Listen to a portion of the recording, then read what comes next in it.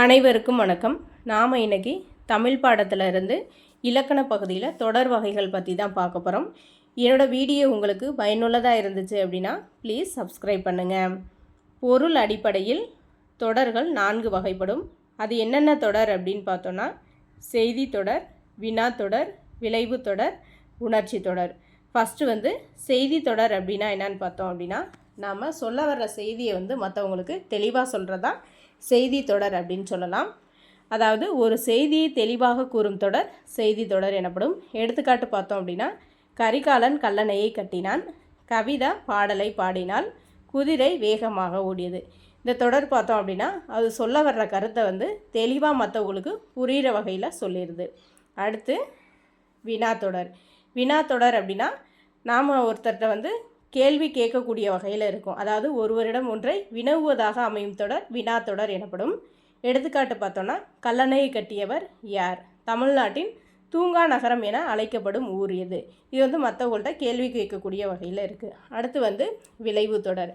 விளைவு தொடருங்கிறது ஏவல், வேண்டுதல், வாழ்த்துதல், வைதல் ஆகிய பொருள்களில் வரும் தொடர் விளைவு தொடர் எனப்படும். ஃபஸ்ட்டு ஏவல் அப்படிங்கிறத பார்த்தோம். ஏவல் அப்படின்னாலும் தெரியும், நாம் ஒருத்தட்ட ஒன்று செய்யின்னு சொல்கிறது. அதாவது ஒருத்தர்கிட்ட ஒரு செயலை செய்யுங்க அப்படின்னு கட்டளையிடுறது, அல்லது இந்த வேலையை செய்யுங்க அப்படின்னு ஒருத்தரை நியமிக்கிறது. அதுதான் ஏவல் அப்படிங்கிறது. எடுத்துக்காட்டு பார்த்தோம் அப்படின்னா இளமையில் கல், திருக்குறள் படி, நடந்து செல், கட்டுரை எழுது. இது எல்லாமே பார்த்தோம் அப்படின்னா அதாவது நாம் இந்த செயலை செய்யுங்க அப்படின்னு கட்டளையிடக்கூடியதாகவோ இல்லது இந்த வேலையை செய் அப்படின்னு சொல்லக்கூடிய வகையில் இருக்கிறது. அடுத்து நாம் வேண்டுதல் பற்றி பார்க்கலாம். வேண்டுதல் அப்படிங்கிறது ஒருவரோட விருப்பத்தை அல்லது அவரோட தேவையை வெளிப்படுத்துறதுக்கு இன்னொருத்தரோட உதவியை நாடுறது தான் வேண்டுதல் அப்படின்னு சொல்லலாம். இப்போ எடுத்துக்காட்டு பார்த்தோம் அப்படின்னா எனக்கு ஒரு நூலை தருக. அடுத்து நாம் இருவரும் ஒன்றாக படிப்போம், விளையாட கற்றுத்தாருங்கள். அதாவது ரெக்வஸ்ட் பண்ணி இன்னொருத்தர்கிட்ட நமக்கு தேவையானதை கேட்குறது, அதுதான் வேண்டுதல் அப்படின்னு சொல்லலாம். அடுத்து வாழ்த்துதல். வாழ்த்துதல் அப்படிங்கிறது மற்றவர்களின் வெற்றி அல்லது நல்ல நிகழ்வுகளில் நம்மளோட மகிழ்ச்சி அவங்களுக்கு தெரிவிக்கிறதா வாழ்த்துதல் அப்படின்னு சொல்லலாம். எடுத்துக்காட்டு பார்த்தோம் அப்படின்னா உழவு தொழில் வாழ்க அப்படின்னு நம்ம உழவு தொழிலை வாழ்த்துறோம். அடுத்து தேர்வை நன்றாக எழுத வாழ்த்துக்கள் அப்படின்னு தேர்வு எழுத போகிறவங்கள சொல்கிறோம். அடுத்து நீடூழி வாழ்க அப்படின்னு இன்னொருத்தரை நாம் வாழ்த்துறோம். அடுத்து வைதல். வைதல் அப்படிங்கிறது திட்டுறது அப்படின்னு கூட சொல்லலாம். அதாவது ஒரு செயல் அல்லது ஒருவர் மீது நமக்கு ஏற்படுகின்ற கோபமாக அவங்கள பேசுகிறது, இல்லை திட்டுறது, சாபம்றது, இது எல்லாமே வைதல் அப்படின்னு சொல்லலாம். அதுக்கு எடுத்துக்காட்டு பார்த்தோம் அப்படின்னா கல்லாமை ஒழிக, தீயென ஒழிக. அடுத்து உணர்ச்சி தொடர். உணர்ச்சி தொடர் அப்படிங்கிறது நம்மளோட உணர்வுகளின் அடிப்படையில் கூட அமைஞ்சிருக்கு அப்படின்னு சொல்லலாம். அதாவது உவகை, அழுகை, அவலம், அச்சம், வியப்பு முதலான உணர்ச்சிகளை உணர்த்தும் தொடர் உணர்ச்சி தொடர் அப்படின்னு சொல்லப்படுது. அது ஃபஸ்ட்டில் உள்ள உவகை அப்படிங்கிறது என்னன்னு பார்த்தோம் அப்படின்னா உவகை அப்படிங்கிறது ஒரு நேர்மறையான உணர்ச்சி தொடர் அப்படின்னு சொல்லலாம். அதாவது மகிழ்ச்சி, களிப்பு, அன்பு போன்ற நேர்மறையான உணர்ச்சிகளை குறிக்கக்கூடியது. இது நம்மளோட உள்ளத்தில் ஏற்படக்கூடிய ஒரு இனிமையான நேர்மறையான உணர்வு அப்படின்னு சொல்லலாம். இது வெளிப்படையாகவோ அல்லது உள்ளுக்குள்ளே, அதாவது நம்மளோட மனசுக்குள்ளே இருந்து வெளிப்படாமல் கூட இருக்கலாம். அதாவது சிலதை ஆனந்த கண்ணீர் மூலமாக தெரிவிப்போம், சிலதை புன்னகையின் மூலமாக தெரிவிப்போம், சிலதை சைகை மூலமாக தெரிவிப்போம். அடுத்து உவகைக்கான எடுத்துக்காட்டு பார்த்தோம் அப்படின்னா அடடா என் தங்கை பரிசு பெற்றாள். அடுத்து தமிழ் மக்கள் அனைவரும் எழுத்தறிவு பெற்றனரா. இதெல்லாம் ஒரு நேர்மறையானது.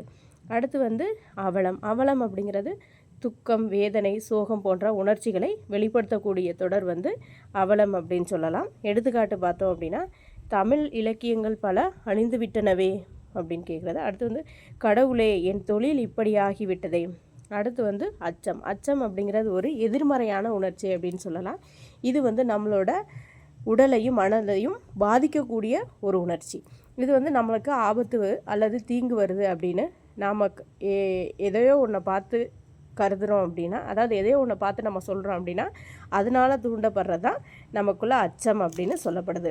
அடுத்து அச்சத்திற்கான எடுத்துக்காட்டு பார்த்தோம் அப்படின்னா புலி வருது அப்படின்னு சொல்லுவோம். அதாவது புலியை பார்த்து நம்ம மனசுக்குள்ளே பயம் இருக்கும். அடுத்து ஐயோ அப்பா அடிப்பாரா, நம்ம ஏதோ ஒரு செயலை செஞ்சிட்டோம் அப்படின்னா அது மாதிரி சொல்லுவோம். அடுத்து பயங்கரமான கனவு கண்டேன் அப்படின்னு சொல்லுவோம். அடுத்து எப்பா இந்த பாம்பு எவ்வளவு பயங்கரமாக இருக்குது. அடுத்து வியப்பு. வியப்பு அப்படிங்கிறது அதாவது ஒன்றை பார்த்து ஒரு ஆச்சரியத்தோடு சொல்லுவோம். அதாவது ஆச்சரியம், அதிர்ச்சி போன்றவற்றை வெளிப்படுத்தும். மலையின் உயரம்தான் என்ன இவ்வளோ பெரிய மலை அப்படின்னு சொல்லுவோம். அடுத்து என்ன இயற்கையின் அழகு அப்படின்னு இயற்கையின் அழகை பார்த்து சொல்லுவோம். அடுத்து வந்து இந்த எக்ஸாமில் கேட்கக்கூடிய சில கொஸ்டின்ஸ் பற்றி பார்க்கலாம். ஃபஸ்ட் வந்து இது எவ்வகை வாக்கியம் அப்படின்னு கேட்டுட்டு, தென்னை மரத்துக்கு கிளைகள் இல்லை, இது எவ்வகை வாக்கியம் அப்படின்னு கேட்டிருக்காங்க.